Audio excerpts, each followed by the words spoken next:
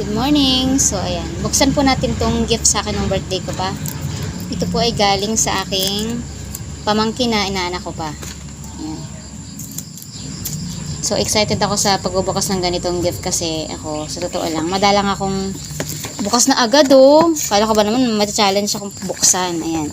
So, excited ako makatanggap ng mga ganito at pagbukas ng mga ganyan kasi hindi sa lahat ng pagkakataon nakaka-receive ako ng ganyan kasi a lot of times iniisip ng tao na hindi ko na kailangan ng kahit na ano. Nasa ka na daw lahat, which is yun ang akala nila. So, ang ending, pag may mga occasion or birthday ko, walang nababother na mag-gift sa akin kasi nga daw nasa ka na lahat. So, ang ending, konti lang na-receive ko. Minsan, wala.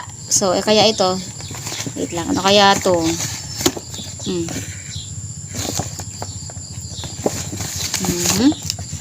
Ano to?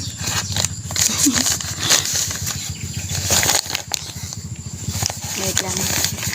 What's this? Damit ba to? Ay! Wait po. Wow! Wala, kailangan ko to. Mahilig pa naman ako sa pajama. Pwede ito pantulog o pang araw-araw. At saka ang komportable siya sa ano. Ang ganda ng kulay.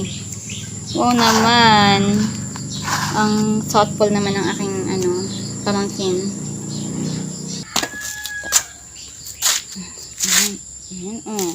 Ganda ng kulay, diba? Tapos komportable ka pa suotin. Thank you so much, Jessie! Tapos meron pa.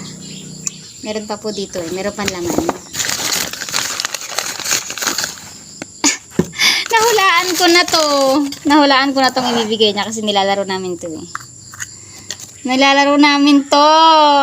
Pag gumagala siya dito, ito ang aming bonding moment. Kung ano-anong pinapagawa niya sa akin. Gamit to. Ang galing naman, sweet naman. Natuwa naman talaga ako. Ayan, so salamat sa aking pamangkin / inaanak. Ang galing. Ang cute.